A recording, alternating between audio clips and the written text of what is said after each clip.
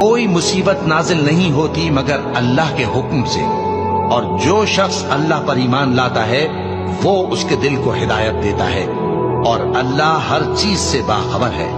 اور اللہ کی اطاعت کرو اور اس کے رسول کی اطاعت کرو، بس اگر تم منہ پھیر لوگے تو ہمارے پیغمبر کے ذمے تو صرف پیغام کا کھول کھول کر پہنچا دینا ہے۔ اللہ جو معبود برحق ہے، اس کے سوا کوئی عبادت کے لائق نہیں، تو مومنوں کو چاہیے کہ اللہ ہی پر بھروسہ رکھیں۔ مومنوں، تمہاری بیویوں اور اولاد میں سے بعض تمہارے دشمن بھی ہیں، سو ان سے بچتے رہو، اور اگر معاف کر دو اور درگزر کرو اور بخش دو تو اللہ بھی بخشنے والا ہے، مہربان ہے۔ تمہارا مال اور تمہاری اولاد تو آزمائش ہے، اور اللہ کے ہاں بڑا اجر ہے، سو جہاں تک ہو سکے اللہ سے ڈرو اور اس کے احکام کو سنو اور اس کے فرمانبردار رہو اور اس کی راہ میں خرچ کرو۔